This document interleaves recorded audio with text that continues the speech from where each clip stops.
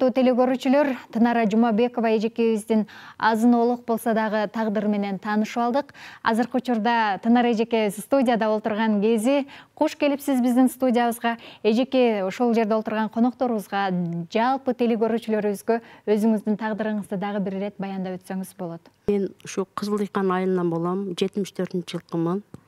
Ушу биринчи турмушуман бир кызым бар. Какыр айылга турмушка чыккан, бирок ол аябай көп ичкиликке берилип, же үйгө продукты эч беле карабачу эле, кайнэжемдер ишчүү, аябай көп кордук көргөзүшүп, колуна бычакпы, идишпи эмне сатып уруп, ушундай кыйынчылыктар көп эметкен. Анан акыры ызаланга чыдабай, кайнэжем келип мас болуп, анан экөөбүздү ажыратып жиберген. Ал кайнэжеңиздер дагы ишчү? Алкаш эле ичет эле. Ошентип боюмда 5 айлык, ичимде кызым. Ошентип анан апам үйүнө анан эсерема көз жардым. Эң чоң эжем үйүндө төрөнүп, бирөө лечение албай калдым да, ошол үйдө төрөп, анан эмеге жетпей калдым больницагачы. Ошентип анан кыздуу болдум. Бир кабар алып келген жок. Анан ызаланып апам өзүнүн үкалары сотто иштейт эле, тааныш. Биринчи класстан алиментке берди апам. Анан келбеди, почта аркылуу 100 сом келди. Ошончо 1 сом пул берген жок. 11-де бүткүчө алимент 100 сом гана ала алдыңыз. 100 сом гана келди почта аркылуу. 11-де бүткүчө аябай неметтим. Идиш жууп, столовойларда. Сотко барам, кайра беки бакыт ресторан жанына барып идиш жууп, кайра сотко барам, ошентип жүрүп барып, эч беле өндүрө албайм. Мен барып каматам, күндөшүм барып пул төлөп алып чыгып кетет экен. Күндөшүң алып чыгып кетип атат деди. Неге төлөтө албайсыңар дедим. Десем, пул колунда жок, эч белеси жок экен дейт. Малдар тизилип турат сарайында. Бардыгын бекитип, 11-де бүткөндө соттор менен бардым, 300 сом бердим, бензинге куюп соттор менен бардым. Барганда мен машинасына калдым, соттор кирип, күндөшүм 2 парак кагаз жазып бериптир. Атасын качыртып бериптир күйөөсүн. Малдарын баарын бөлөк жака байлатып жоготуптур мен барган күнү. Мынакей урматтуу телегөрүүчүлөр, коноктор, Тынара эжекебиз ошол биринчи жолдошу ичкиликке берилген адам болгондуктан, ал азыр эжекебиз студияда кичине сүрдөп турат. Токмогун жеп, көптөгөн операцияларды башынан өткөрүп, азыркы учурда оорулуу. Чындыгында бул келиндин турмушу өтө аянычтуу башталган экен башынан эле. Эгер ошончолук мына мыйзам деген биздин Кыргызстанда жакшы эле иштейт. Ошол мыйзамдын чегинде бардык нерселерди мурунку күйөөсүнөн талап кылыш керек. Оорулуу болуп калыптыр, ошол оорулуу кылган үчүн дагы мурунку күйөөсү закон алдында, мыйзам алдында жооп бериш керек деп ойлойм мен. Рахмат. Тынара эжеке, айтсаңыз, ошол боюнча азыр батирде турасыз. Экинчи жолдошуңузга качан турмушка чыккансыз? 2012-жылы чыкканмын. Ушу экөөбүз квартира издеп жүрүп таанышып калдык. Эми пешене тагдырым экен. Булам жүгүрүп жүрүп ушу элтердин жанында иштечү рекламныйда Ошто. Анан 10 метр канча бийиктен учуп кетип, кашка жилик жаракат кетип, ичи гунойт этип, кашка жилик жок. Бишкекке чейин жардам сурадык, эч кимден жардам болбоду. Мечиттерге бардык, ушундай жардам бергиле деп. Жардам болбоду эч кимден. Оор операция болду. 2014 операция болдук. Надыр агай, студиябызга куш келипсиз. Сизде сөз болсун. Дал ушундай ооруга чалдыктыңыз. Кайсыл мекемеде иштечүсүз? Сизге кандай жардамдарды бериштиби? Мен мына рекламный агентство Алыш бар эле го. Ошодо иштегем. Ошол жерде 10-чу кабаттан түшүп кеттиңиз? Жок. 6-га 3 шит бар го, ошодон. Алар сизге канчалык деңгээлде жардам беришти? Операцияга жардам берем деген, бирок канча жардам берди билбейм врачка. Бирок $2,5 миң бербедиң деп кайра эле врач сурай берет да дагы эле. Сизден? Ооба.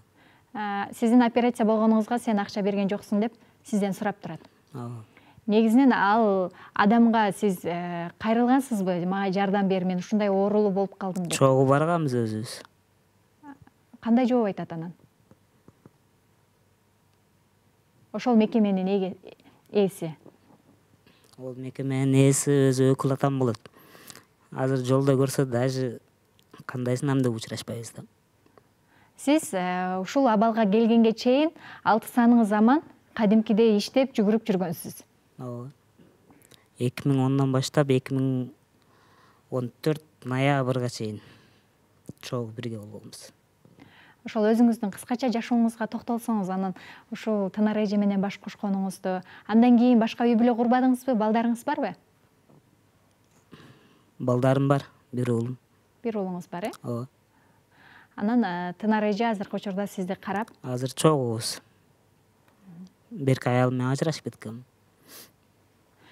сизге мамлекет тарабынан же болбосо ушул кайсы бир мекемелерге кайрылып көрдүңүзбү? Жок. Пока кайрылган жокмун ич жерге. Просто ошо мечитке бардык, эмеге бардык, Бишкекке барып. Жардамдар болдубу? Жок. Учурда сизге эмне жардам керек? Дагы операция болушуңуз керекпи же дарыгерлер эмне деген диагноз коюп жатышат? Дарыгерлер диагнозу азыр пока эме боло элек. Кечегиде дагы эме болуп келди эле да. Барып полный анализ эмелерин полный чыгарып кел деди да. Ошону чыгарып келгем, ошо ойдон бирок эме боло элекмин. Келе элекмин баягы. Дарылана элексиз. Ооба. Биз ушу Курманжандатка айымдар коомунан келдик. Мен суроом, экөөңүздөр тең ооруйт экенсиздер, а? Анан сиздер мамлекет тарабынан жардам сурап, соцзащитага кайрылдыңыздарбы? Ушу группага чыгыш үчүн. Группага чыгып, акча алыш керек, мамлекет тарабынан камсыз болуш керек. Мен группадамын, экинчи группа. Жардам берип атабы? Жардам келе элек, пока ошол группанын эле акчасы келип атат ай сайын. Ошол жөлөк пул алганыңар Канча жөлөк пул аласыз? Азыр 2300 сом болуп калды. Анан берки сиз эме кылдыңызбы, жубайыңыз дагы группага чыктыңызбы? Мен эми 2 жол жаттым больницага, нервологияга. 3-чү жатышымда анан жардам беребиз деди врачтар. Алыбыз жетишинче жардам беребиз. Айыл өкмөттөрдөн дагы жардам болуп атабы? Айыл өкмөттөрдөн жок. Эч кимде жардам. Анан жана күндөшүңүз эми ал өзүнүн ишин кылат. Сиз мамлекет тарабынан арыз жазып сотко кайрылышыңыз керек да. Ал өзүнүн ишин кылып бергиси келбейт да, конечно. Сиз өзүңүз арыз жазып талап кылышыңыз керек. Ооба. Жогоруда айтып өткөнүңүздөр жазы айыл өкмөтүнө жер алуу үчүн качан кайрылгансыз, деги эле ошолордон сизге жардамдар берилип турабы? Мүмкүн тамак аштан? Директор, өкмөттүн директору максатка жазды, кирдим, жазды. Эже сизди одиночка материяга жардамга жазып коеюн, күн помуштар келет деди. Мейли деп анан жаздыртканмын. Бирок бир жолу барсам култанып, бир жолу барсам иштермен кеттир. Ошентип бардым, мага күн помуш келди, келбеди деп сурайынчы эле такыр учуратпайм. Директорго барып атам бирок. Жер маселеси боюнча кандай? Жер маселеси боюнча кирейин десем, өткөндөн маңдайынан набакага кирсем, али бери жер жок, карындашым деп койду. Жазы айыл өкмөтүнөн Маликов Токтобек агай социалдык маселелер боюнча адиси келип отурат. Токтобек агай, айтсаңыз, ошол сиздердин айыл өкмөттө канча мүмкүнчүлүгү чектелген жарандар бар? Аларга сиздер кандай жардам берип жатасыздар? Ошондой эле Тынар эжегенин айтуусу боюнча сиздердин айыл өкмөттөн эч кандай жардам алган эмес экен. 2014-жылы мен келгенде социалдык маселелер боюнча аз коомсуз болгон жакыр үй бүлөлөр майыптарга 60 000 гана каралган экен бюджеттен. Азыркы убакта ошону мына 2019-жылы 170 000ге чыгардык. Бизде жалпысынан 452 жакыр үй бүлөлөр, майыптар, ден соолугу мүмкүнчүлүгү чектелгендер бар айыл өкмөтү боюнча. Айыл өкмөтүбүздө 16 000 калкы бар, 16 300. Бул кыз бизге кайрылды быйыл, где-то март айында. 2-3 жыл мурун кайрылган. Жок, быйыл гана кайрылды. Бул мен муну жакшы билем. Бул биздин айылдан болот, менин кошуналарым эле болот. Турмуш шарты чындыгында эле өзү жалгыз жашайт шаарда. Айылда жашабайт, айылда үкөлөрү бар. Эже сиңдилери бар булун. Быйыл март айларында келип ооруп атам деп кайрылды. Тынар эжеке, ошол быйылкы жылы гана кайрылгандыгыңыз чындыкпы же өзүңүз айткандай 3 жыл мурун кайрылгансызбы? Ошо чекке арыз жазгам, кагаздары бар, кайрылганмын. Набакага кирип атам, жок, чек жок, карындашым деп коет, кайра кетем. Сиздерде ошол жерге канча жылда же болбосо канча убакытта трансформациялоо жүргүзүлөт? Азыр баарыбыз эле билебиз, республикада ошо баягы суга жерлерине берилбесин деп, курулуш иштери жүрүлбөсүн деген мыйзам чыккан. Анан ошонун негизинде биз азыркы убакта бере албай жүрөбүз. Булар биринчи очередте берилет майыптар, тоолок жетимдер, жакыр үй бүлөлөрдүн баягы аярлуу катмары. Бул кыз быйыл жазган экен. 1404 неме каттарда турат экен. Жалпы бизде айыл өкмөтүндө 2000ден ашык арыз менен кайрылгандар бар. Баягы үй салабыз деп үй курууга. Ушул мен бул больницага жатам дегенде мен атайын социалдык паспорт бар, жакыр үй бүлөлөргө түзүлүүчү.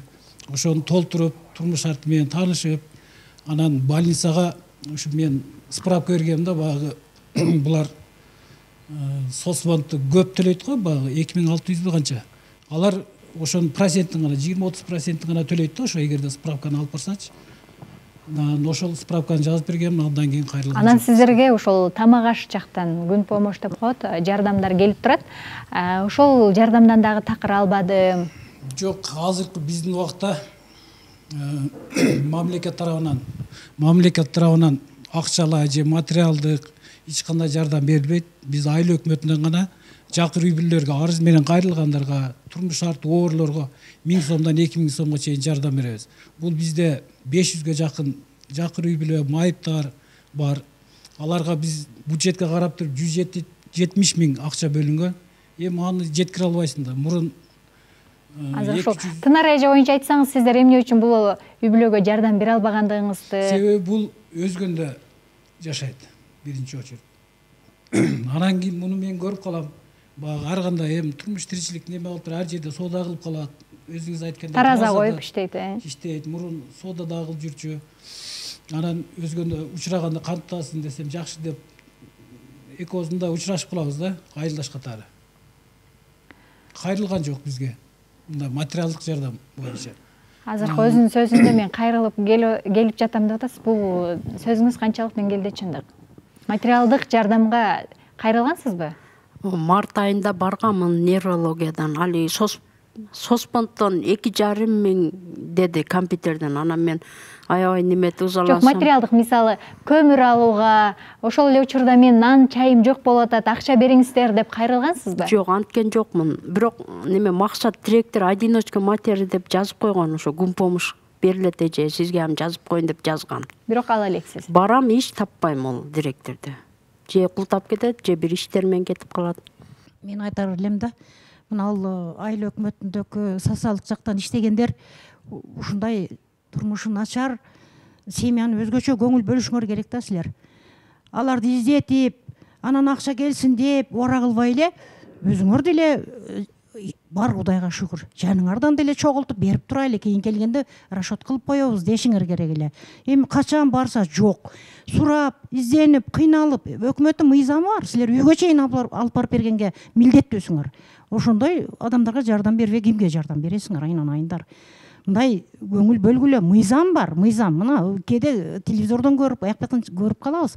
Үйүнө алып барып беришет, пенсияларына чейин, продуктыларды чейин үйүнө алып барып беришет. Ондай кылбагыла да.